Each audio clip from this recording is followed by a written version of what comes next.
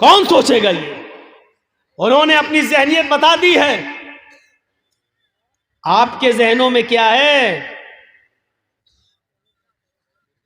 یہ آپ کو طے کرنا ہوگا. آپ کو ڈاکٹر امبیڈکر سے سیکھیے کیا تھی اسلام کی خصوصیت. آج بھی اسلام کی خصوصیت یہی ہے جس کے دنیا دنگ رہ گئی ہے، اور اسی لیے مسجدیں بننے نہیں دی جا رہی ہیں. ہماری مسجدوں کو اسی لیے توڑا جاتا ہے، جلایا جاتا ہے، شہید کیا جاتا ہے، کیونکہ اس سے مساوات کا درس ملتا ہے. جو غیر قومیں اس کو دیکھنا نہیں چاہتی ہیں.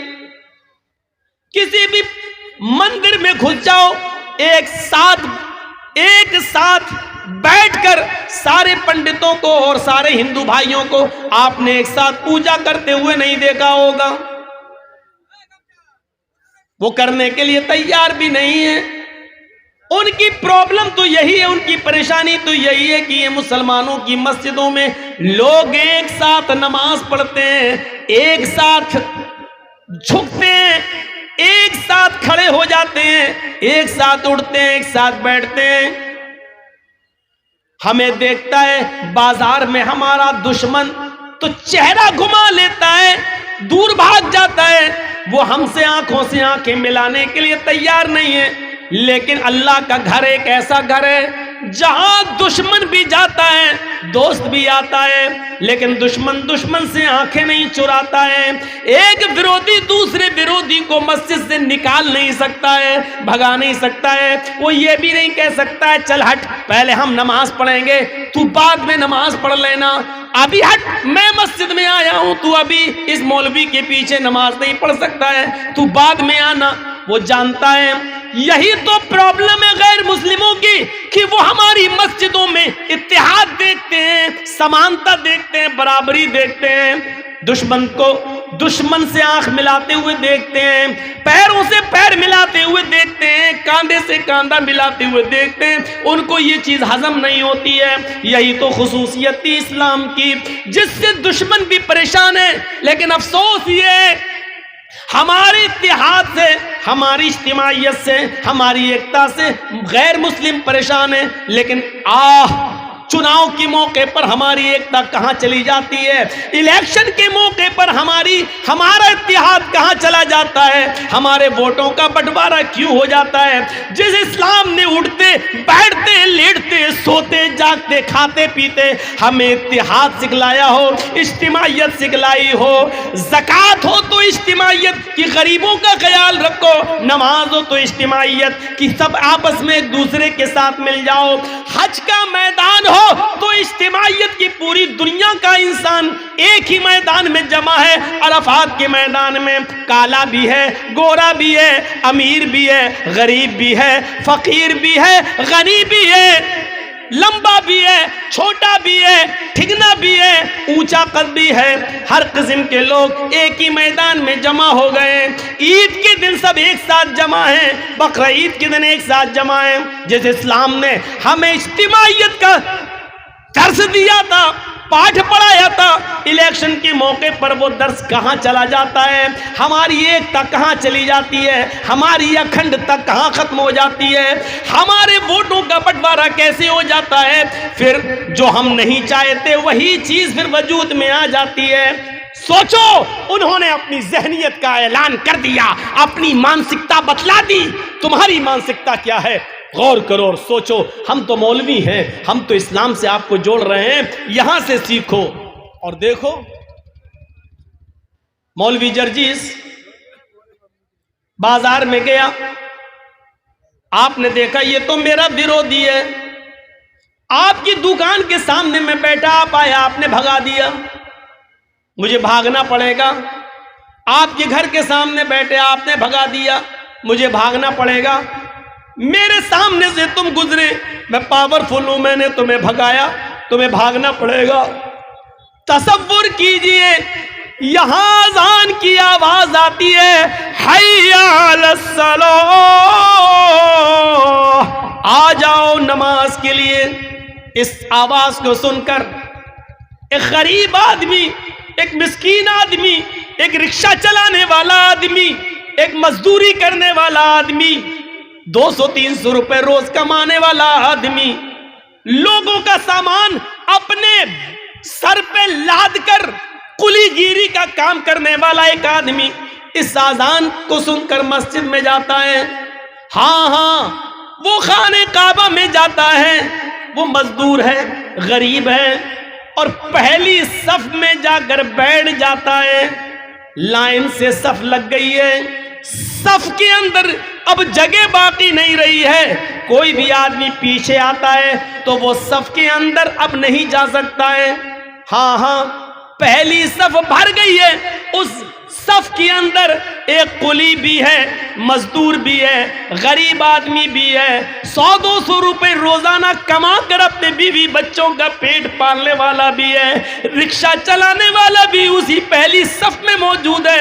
اب سعودیہ کا بادشاہ آ رہا ہے، ابھی جماعت کھڑی نہیں ہوئی ہے، لیکن سعودیہ کے بادشاہ کو بھی اس بات کی ہمت نہیں ہے کہ وہ اس مزدور سے کہہ سکے ہٹو، میں آیا ہوں، اب تم پیچھے چلے جاؤ، اگلی صف کے اندر میں کھڑا ہو کر نماز پڑھوں گا۔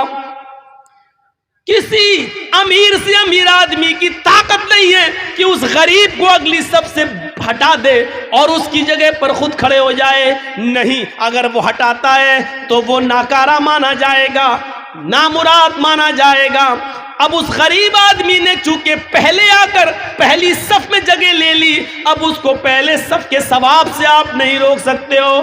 بادشاہ صاحب آپ بعد میں آئے ہو، آپ پیچھے کھڑے ہو جاؤ، اپنے دربار خلافت سے جس کو چاہو بھگانا بھگا دو، لیکن یہ اللہ کا گھر ہے، تمہارے باپ کی زمین و جاگیر نہیں ہے کہ یہاں سے جس کو چاہو بھگا دو، نہیں بھگا سکتے ہو، یہ اللہ کا گھر ہے۔ ایک غریب آدمی کو بھی یہ پاور اگر کسی نے دیا ہے کہ اس کو اس کی صف سے، اس کو اس کی قطار سے کوئی نہ ہٹائے تو وہ اسلام ہے۔ اسلام کی اسی خوبی کو دیکھ کر تو ڈاکٹر امبیڈکر اسلام لانے کو تیار ہو گیا تھا، لیکن ہمارا کردار، ہماری نا اتفاقی، ہماری فرقے بازی جب دیکھی تو اس نے اسلام کو بھی چھوڑ دیا۔ مسلمانوں میں اتنے فرقے، اتنے طبقے، اب اسلام لانے کے بعد بھی ہمیں سوچنا پڑے گا کہ حنفی بنے کہ شافعی بنے کہ مالکی بنے کہ حنبلی بنے کہ اہل حدیث بنے، کیا بنے؟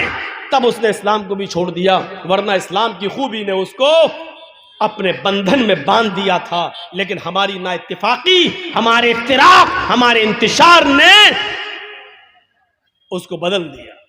پھر وہ گوتم بدھ کے دھرم کو سویکار کرنے پر مجبور ہو گیا، بدھسٹ بن گیا، لیکن اسلام سے متاثر ہو کر جانے والا تو پتا چلا کہ اسلام اس کو سب سے اچھا لگا، لیکن ہمارا کردار سب سے بیکار لگا، ہمارا اخلاق سب سے بیکار لگا، ہماری لڑائیاں سب سے بیکار لگیں۔ اس لیے کتنا بڑا نقصان ہوا کہ ڈاکٹر امبیڈکر اسلام نہیں لا سکے۔ دنیا کے اندر کوئی شخص اس غریب آدمی کو مسجد سے آج بھی ہماری مسجد میں اگر کوئی پہلی صف میں آ جائے اور بیٹھ جائے، یہ الگ بات ہے کہ مولانا جرجیس کو دیکھ کر آدمی خود اپنی جگہ دے دے کہ آئیے آپ یہاں آگے آ جائیے، یہ ایک الگ بات ہے، لیکن حقیقت یہ ہے کہ مولانا جرجیس کو پاور نہیں ہے کہ اگلی صف سے ہم کسی کو ہٹائیں، کسی کو بھگائیں اور کسی سے کہہ دیں کہ تم پیچھے چلے جاؤ، آگے ہم نماز پڑھیں گے، یہ پاور ہمیں حاصل نہیں ہے۔ اپنے اپنے گھروں میں لڑنا، اپنی اپنی دکانوں میں لڑنا، اپنے بازاروں میں لڑ لینا، لیکن ہمارے گھر میں آنا تو قدم سے قدم ملانا پڑیں گے، ٹخنے سے ٹخنا ملانا پڑے گا، کاندھے سے کاندھا ملانا پڑے گا، کأنہم بنیان مرصوص، ایسے بننا پڑے گا جیسے تم سیسا پلائی ہوئی دیوار ہو۔ جھگڑا نظر انداز کرنا پڑے گا، لڑائی جھگڑے بالائے طاق رکھنا ہوں گے۔ یہاں آپ اگر اپنے دشمن کے بغل میں جگہ ملے گی تو اس کے پاس ہی کھڑے ہو کے نماز پڑھنا پڑے گی۔ ہاں اگر تمہارا ورودھی، تمہارا دشمن عالم ہے اور اس مسجد کا امام ہے تو وہی نماز پڑھائے گا اور تمہیں اس کے پیچھے نماز پڑھنا پڑے گی۔ میرے پیارے ساتھیوں، اسلام نے ہمیں یہ درس دیا ہے، اسلام نے ہمیں یہ ایکتا کا پاٹھ پڑھایا ہے، لیکن کہاں چلی گئی ہماری سمانتا، کہاں چلی گئی ہماری انسانیت، کہاں چلا گیا ہمارا اتفاق، کہاں چلا گیا ہمارا اتحاد؟ میرے پیارے بھائیوں، آج اسلام کی وہ خوبی کہ جس کو اللہ کے نبی صلی اللہ علیہ وسلم نے یوں بیان کیا تھا، تَرَى الْمُؤْمِنِينَ فِي تَرَاحُمِهِمْ وَتَعَاطُفِهِمْ وَتَوَادِّهِمْ، مومن محبت میں اور عطف لطف و کرم میں، عفو و درگزری میں ایک جسم کے مانند ہوتا ہے۔ مسلمان ایک جسم کی طرح ہوتا ہے، اگر جسم کے ایک حصے کو تکلیف پہنچتی ہے تو پورا کا پورا جسم درد سے کراہتا ہے۔ کبھی آپ نے سنا ہے انگلی کٹ گئی ہو تو دوسرے ہاتھ نے کہا ہو مجھے کیا مطلب، بھگ تیرے ہاتھ کی انگلی کٹی ہے، میرا تو صحیح ہے۔ کبھی سوچا ہے آپ نے، کبھی غور کیا؟ پورا جسم یہ کہہ رہا انگلی کٹی مجھے کیا مطلب؟ نہیں، اگر انگلی کٹی ہے تو درد پورے جسم کو ہوتا ہے۔ اللہ کے رسول نے کیا مثال دی ہے، اپنے معاشرے کے اندر مسلمان ایسا ہی ہوتا ہے، ایک کو تکلیف پہنچے تو وہ تکلیف ایک کی نہیں ہونی چاہیے، پورے معاشرے کی، پورے سماج کی ہونی چاہیے۔ آپ کے گاؤں میں اگر ایک غریب لڑکی بیٹھی ہوئی ہے، اس کی شادی نہیں ہوئی ہے، جوانی کی دہلیز تک پہنچ چکی ہے، غریبی کی حالت کی وجہ سے اس کا باپ اس کا ہاتھ پیلا نہیں کر پا رہا ہے، تو یہ اس ایک غریب کی لڑکی نہیں بیٹھی، پورے معاشرے، پورے سماج کی بیٹی بیٹھی ہوئی ہے، اور اس کی شادی نہ ہونے کا درد پورے سماج، پوری سوسائٹی کو ہو رہا ہے۔ ہونا چاہیے، افسوس ہے، اس غریب لڑکی کا درد پورے سماج کو ہونا چاہیے، لیکن نہیں، درد اس کا ہوتا ہے۔ موٹر سائیکل ملے گی یا نہیں ملے گی؟ ایک کٹھا زمین ملے گا کہ نہیں ملے گی؟ درد اس کا ہوتا ہے۔ ہمیں بنایا کیا تھا اور ہم بن کیا گئے، اور بننا کیا چاہیے تھا ہمیں اور بن کیا رہے ہیں ہم؟ یہ سب چیزیں سوچنے کی ہیں۔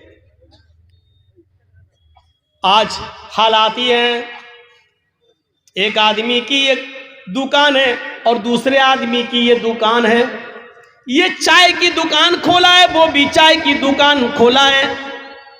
آدمی آ رہا ہے تو اس چائے کی دکان والا دیکھتا ہے کہ چائے کے لیے لوگ آ رہے ہیں تو دوسری دکان پہ نہ پہنچ جائیں، وہ اپنی دکان سے آواز لگانے لگتا ہے، ادھر آئیے آئیے آئیے، اور وہ دکان والا اس کی دکان کے کسٹمر کو دیکھ کے کہتا ہے آئیے آئیے۔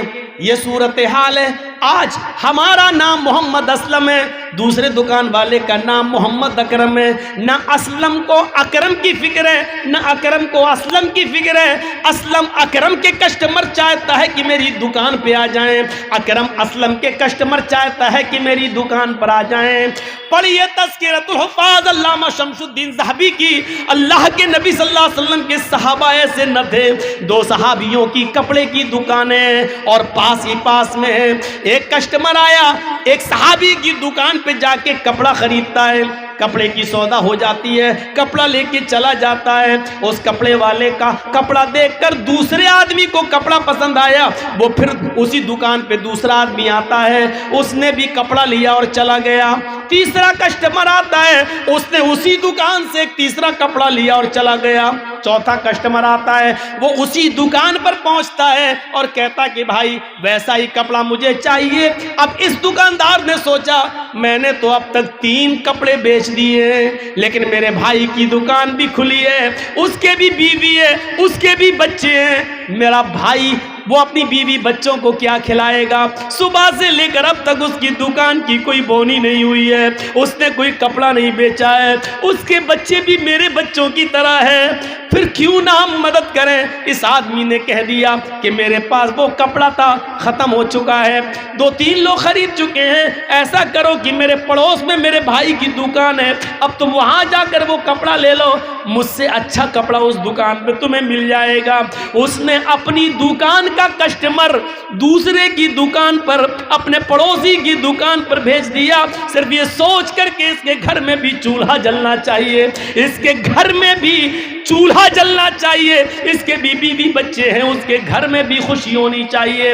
میرے بھائیوں، کل تک یہ درد تھا، اور یہ اسلام کی تعلیمات کی خصوصیت تھی کہ جس نے ایک صحابی کے دل میں یہ بات ڈالی، لیکن آج یہ تعلیم کا اثر کہاں چلا گیا ہے؟